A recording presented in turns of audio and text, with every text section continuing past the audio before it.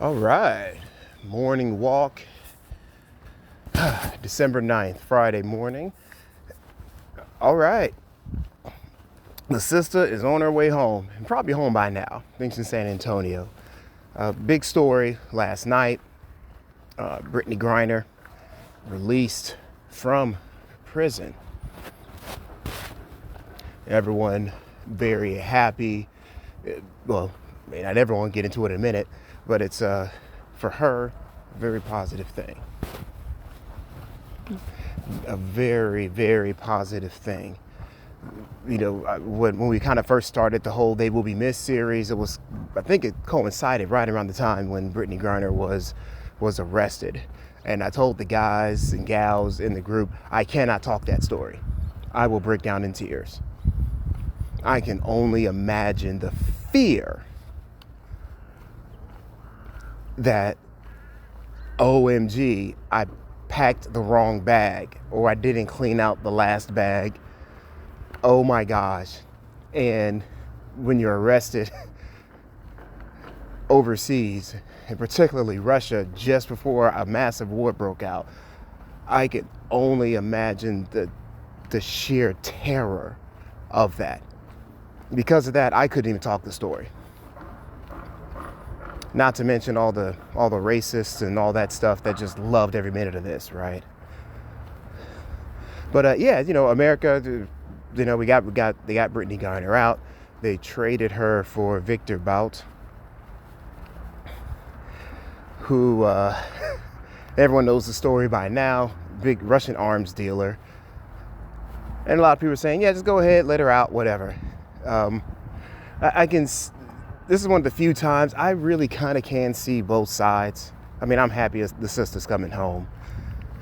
And I can imagine when it got clear that this was going to happen, like in the intelligence agency world, which I'm sure they knew before we knew. I can imagine the intelligence agency world, everybody flipped over a table, you know, went to the car and punched in the air a little bit, went to their bar and got a few shots or something.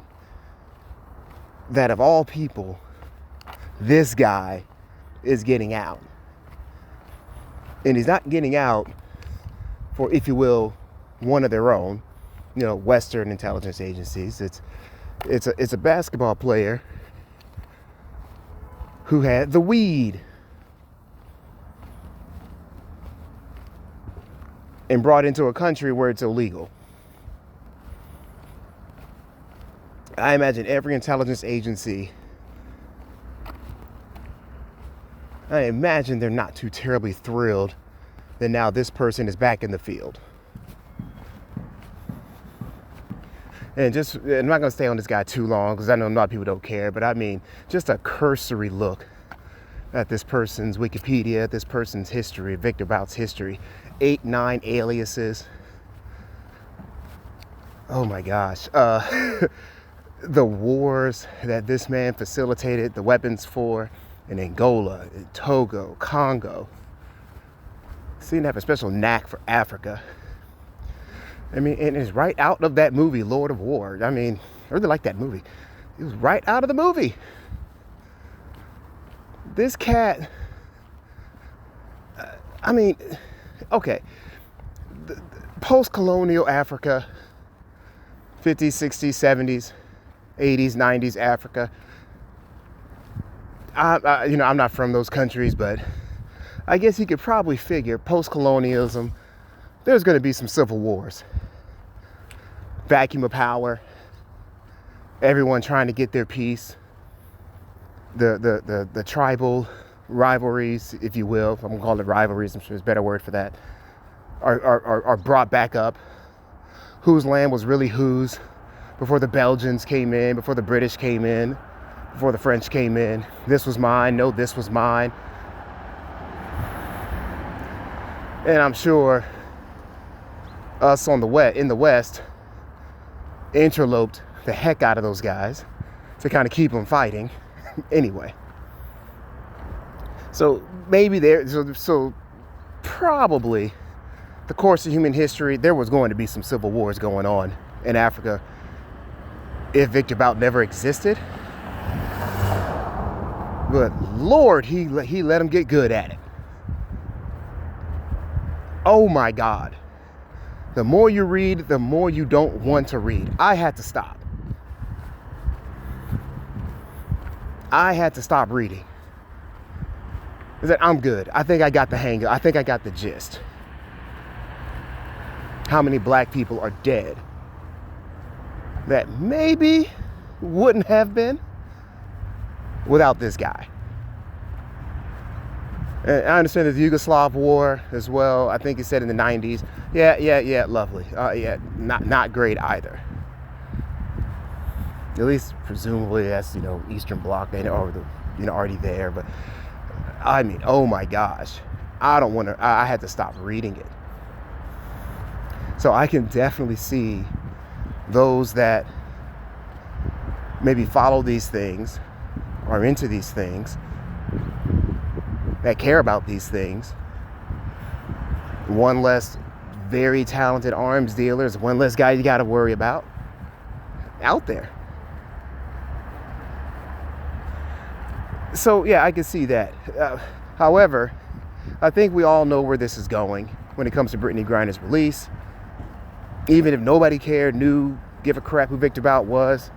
Some people will say, well, Vladimir Putin and the Russian regime, they clearly didn't have too much of an issue with starting the war in Ukraine while Viktor Bout was in jail.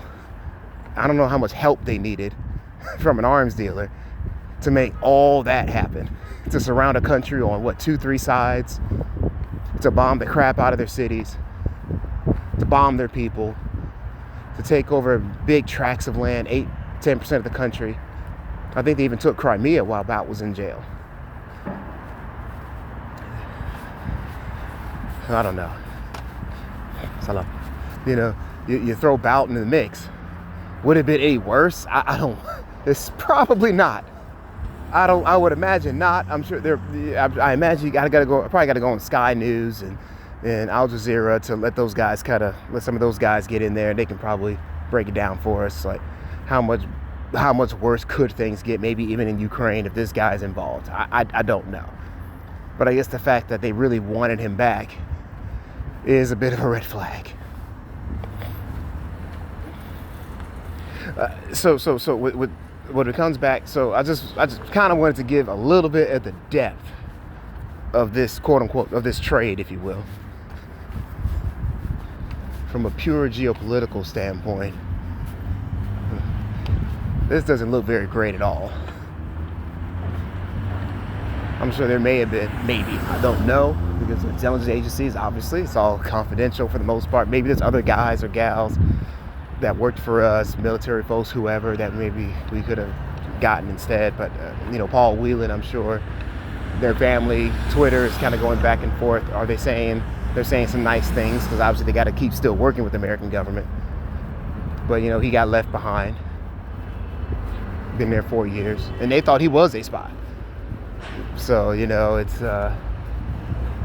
wasn't just somebody who had some weed in their bag.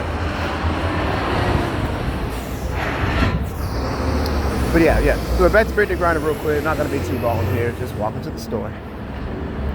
Get some more persimmons.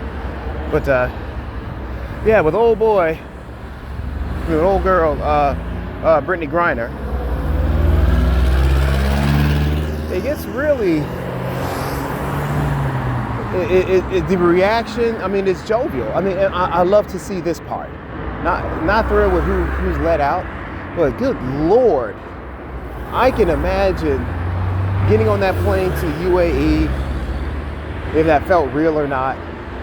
I understand, as I'm recording this, I believe she's down in the military base in San Antonio, getting the medical check.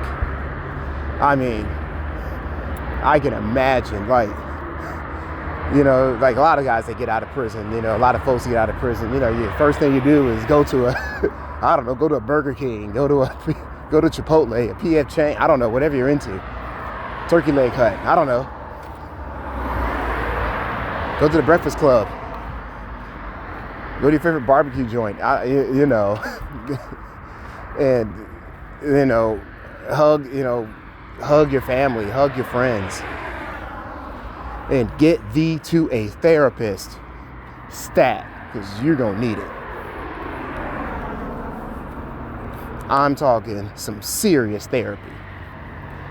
Even if you got out like a week later, like from the arrest to out a week later, if that happened to me, I'd be talking to my therapist right after. So I imagine this is some serious mental recovery that's going to need to take place. But I think a big part of that, you know, the reaction. I have a little bit of a rule. If a bunch of racist white folks are upset, that means you're probably doing the right thing. You know, and the WNBA occupies this space that pretty much is like the, I don't know, the what's you got a word for this?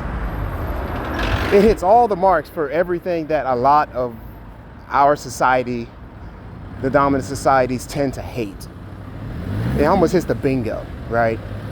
They're women. You can stop right there. Many of them are in fact lesbians or bisexual, you know, by their own admission, as I understand. You can stop right there. They're black. You can stop right there. Many of them don't have a problem speaking up about things they care about. You can stop right there.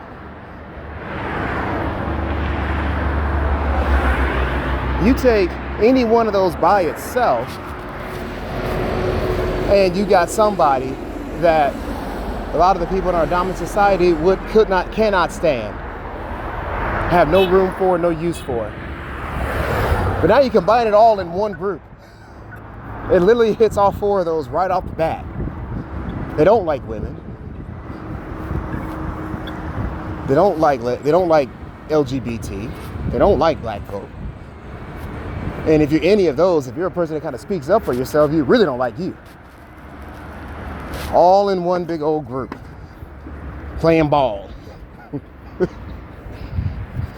So yeah, anything positive, anything positive or anything they try to do with the WNBA in particular gets so many laughs and anger emojis. It could be literally anything. Hey, we signed this person to a contract with the Connecticut Sun. Laugh, anger emojis. All these chicks are horrible. Blah blah blah. You know, hey, this person just hit a record. You know, I don't know what the record is. You know, 10 3-pointers in a single game. Oh, these chicks are horrible. F them. Why is the league still existence? Why are we posting the articles? Blah blah blah blah blah. They get hate so quickly for anything they do that this story was going to really get the emotions going. So, so when they're upset, I think you're doing the right things. And that's probably where I'm going to just go ahead and end it.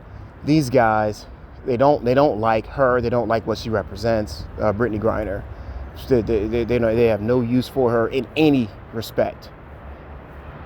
In any respect.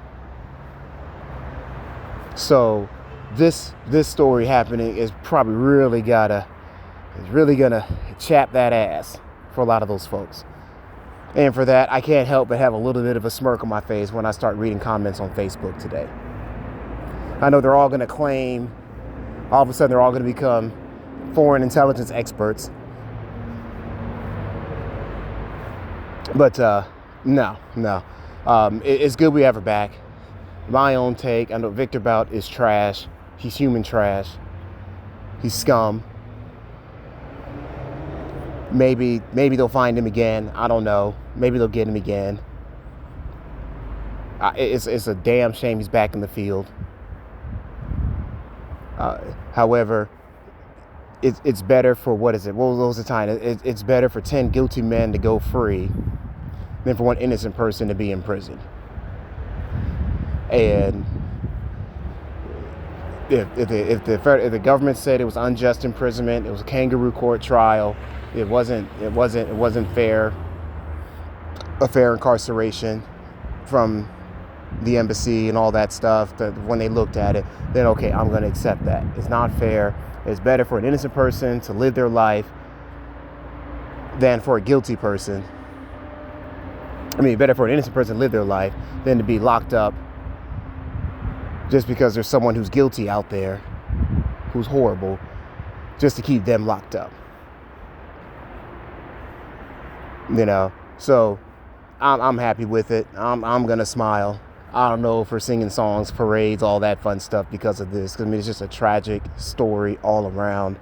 And I'm glad she's home. She's probably back with her wife already. And again, I imagine she's going to find herself to a therapist. And hey, man, if we see her on the court, if I'm in town when they're playing, yeah, I'll grab a ticket, come check you out. All right, y'all be cool. Follow us on Beyond Sports on our Facebook page. I'm at the brother _DT on Twitter, at the American Brother on Instagram. Come hang out with us. We have a lot of laughs, and you guys just be cool. If you travel, for God's sakes, I travel internationally. A lot of us travel internationally. For God's sakes, check your bags and check it twice. Make sure you don't have anything. If you're into drugs, for God's sakes, do not. Make sure it's cleaned out. Make sure you don't have any, piece of edibles or whatever you're into. I'm not into that stuff. My family's not into that stuff. But I know a lot of people are now. So much is legal in America. You probably don't even think twice about it. Check your stuff. You're not a famous basketball player. You're not a celebrity.